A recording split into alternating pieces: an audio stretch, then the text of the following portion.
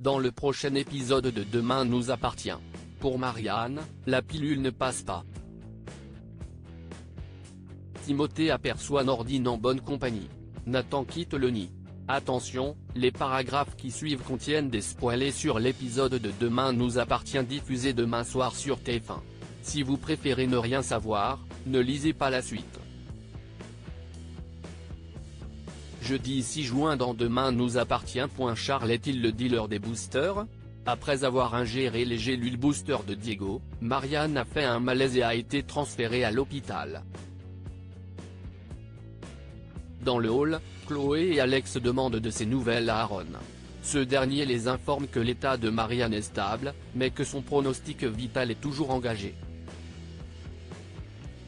Le chirurgien explique que la combinaison des anxiolytiques que prend Marianne depuis la mort de Renaud avec les dérivés d'amphétamine qui se trouvent dans les gélules ont conduit à une insuffisance cardiaque. Au Spoon, Karim interroge Ryan au sujet des boosters. L'adolescent prétend ne jamais en avoir entendu parler, alors qu'il en consomme déjà.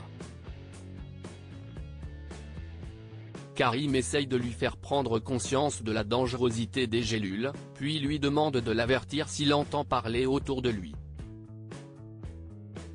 Au commissariat, Damien informe Sarah qu'il a réussi à remonter jusqu'au profil du vendeur de boosters que Diego a contacté.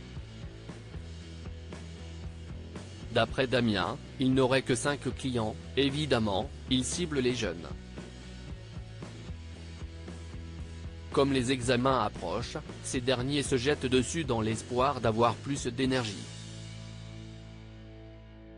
Sarah décide d'alerter les lycées et les facs du coin. Au lycée, Diego confie à Maud à quel point il s'en veut par rapport à Marianne. Il craint que Chloé et Alex lui en veulent. En entendant Ryan et Lilou parler des boosters, Diego tente de les mettre en garde. Mais Ryan et Lilou ne le prennent pas au sérieux. Pendant ce temps, Charles remarque que Violette n'a pas le moral depuis quelques jours et la pousse à se confier. La jeune fille explique qu'elle a été recontactée par Angélique, la femme qui l'a enlevée quand elle était petite. Au lycée, Bastien remarque aussi que Violette est à cran. Il cherche à comprendre pourquoi, mais Violette se braque. Au même moment, Diego envoie des messages sur les différents groupes WhatsApp du lycée pour alerter ses camarades sur la dangerosité des boosters. Jack s'inquiète notamment pour Ryan qu'il soupçonne d'être devenu accro. Diego se rend ensuite au chevet de Marianne à l'hôpital. Il avoue à Chloé et Alex qu'il s'en veut terriblement. Il était obsédé à l'idée d'augmenter ses performances et ne pensait pas que les gélules étaient si dangereuses. Chloé et Alex le rassurent, ils veulent toujours de lui. Mais ils aimeraient que Diego s'ouvre à eux en cas de problème à l'avenir. Plus tard, Karim et Sarah débarquent au lycée pour interroger Lilou. En effet, ils savent qu'elle a contacté le même vendeur que Diego pour obtenir des boosters. La jeune fille raconte aux policiers comment la vente s'est passée, il s'agit du même mode opératoire que pour Diego. Les policiers cherchent alors à savoir si elle a pu reconnaître le vendeur en question au point de rendez-vous. Lilou déclare avoir reconnu Charles Julliard.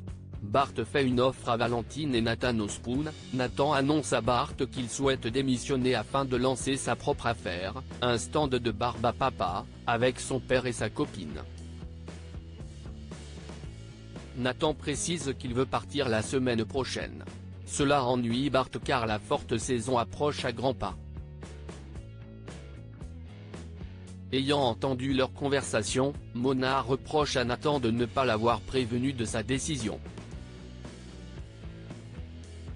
Elle craint que son business ne soit pas une bonne idée. Mais Nathan a vraiment envie de voler de ses propres ailes. Plus tard, Bart fait une proposition à Nathan et Valentine, gérer le Little Spoon tout l'été. Il offre à Valentine un temps plein, tandis que Nathan y travaillera à mi-temps pour être également avec lui au Spoon.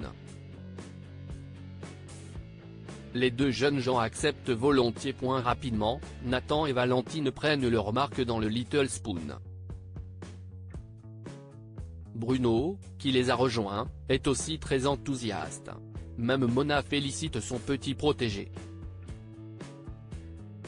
Manon encourage Nordine à aller de l'avant. Manon passe voir Timothée au commissariat afin de lui proposer de déjeuner. Le jeune homme est mal à l'aise. Il finit par avouer à Manon qu'il a aperçu Nordine en compagnie d'une autre femme et qu'ils étaient assez proches. Manon essaye alors d'obtenir plus d'informations à ce sujet auprès de Roxane. Quand celle-ci lui avoue qu'il s'agit d'une ex du lycée, Manon comprend tout de suite que c'est Rachel.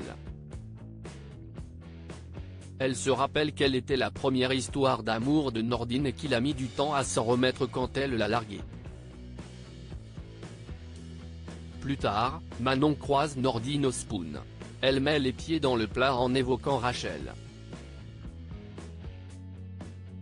Nordine prétend l'avoir recontactée de lui-même, alors qu'il est tombé sur elle par hasard. Manon affirme alors à son ex-petite amie qu'il est totalement en droit de passer à autre chose.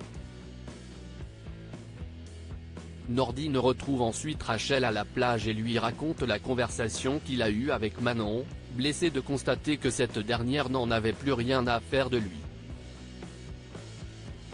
Rachel pense que Manon prêchait le faux pour savoir le vrai. Elle suggère toutefois à Nordine d'aller de l'avant. De son côté, Manon rentre chez elle, essayant de se lever de son fauteuil, en vain. Aurore, qui la voit faire, vient lui changer les idées en lui proposant une partie de jeux vidéo.